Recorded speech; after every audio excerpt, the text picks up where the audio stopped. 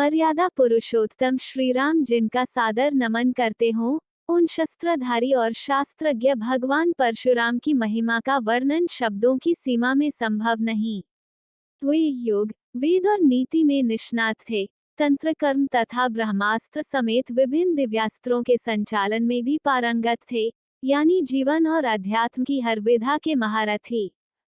विष्णु के छठे अवतार परशुराम पशुपति का तप कर परशुधारी बने और उन्होंने शस्त्र का प्रयोग कुप्रवृत्तियों का दमन करने के लिए किया। कुछ लोग कहते हैं परशुराम ने जाति विशेष का सदैव विरोध किया, लेकिन ये तार्किक सत्य नहीं। तथ्य तो यह है कि संहार और निर्माण दोनों में कुशल परशुराम जाति नहीं, अपितु अवगुण विरोधी थे। गोस्वामी तुलसीदास के शब्दों में, जो खल दंड करहु नहीं तोरा, भ्रष्ट होए श्रुति मार्ग मोरा, की परंपरा का ही उन्होंने भली भांति पालन किया। परशुराम ने ऋषियों के सम्मान की पुनर्स्थापना के लिए शस्त्र उठाए।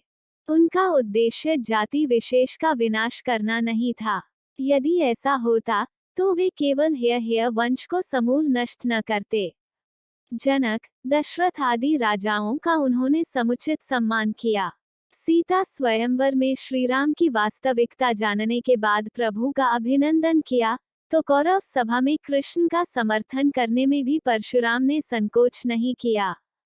कर्ण को श्राप उन्होंने इसलिए नहीं दिया कि कुंती पुत्र किसी विशिष्ट जाति से संबंध रखते हैं, वरन असत्य वाचन करने के दंड स्वरूप कर्ण को सारी विद्या विस्मृत हो जाने का श्राप दिया था। कौशल्या पुत्र राम और देवकी नंदन कृष्ण से अगाध स्नेह रखने वाले परशुराम ने गंगा पुत्र देवव्रत, भीष्म पितामह को न सिर्फ युद्धकला में प्रशिक्षित किया, बल्कि यह कहकर आशीष भी दिया कि संसार में किसी गुरु को ऐसा शिष्य पुनः कभी प्राप्त न होगा।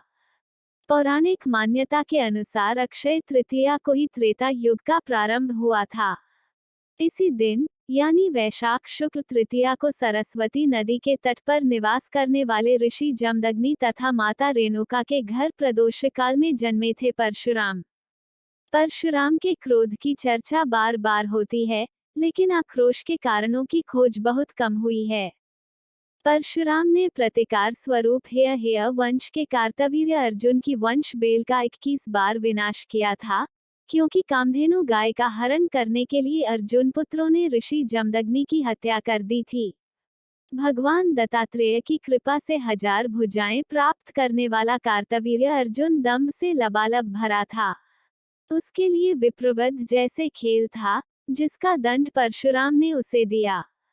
ग्रंथों में ये भी वर्णित है कि सहस्त्रबाहु ने परशुराम के कुल का 21 बार अपमान किया था। परशुराम के लिए पिता की हत्या का समाचार प्रलयातीत था। उनके लिए ऋषि जमदग्नि केवल पिता ही नहीं, ईश्वर भी थे। इतिहास प्रमाण है कि परशुराम ने गंधर्वों के राजा चित्ररथ पर आकर्षित हुई मां रेणुका का पिता का आदेश मिलने पर वध कर दिया था। जमदग्नि ने पितृ आज्ञा का विरोध कर रहे पुत्रों रुक्मवान, सुखेन, वसु तथा विश्वानस को जड़ होने का श्राप दिया, लेकिन बाद में परशुराम के अनुरोध पर उन्होंने दयावश पत्नी और पुत्रों को पुनर्जीवित कर दिया। पशुपति भक्त परशुराम ने श्रीराम पर भी क्रोध इसलिए व्यक्त किया, क्योंकि अयोध्या नरेश ने शिव धनुष तोड़ दिया था।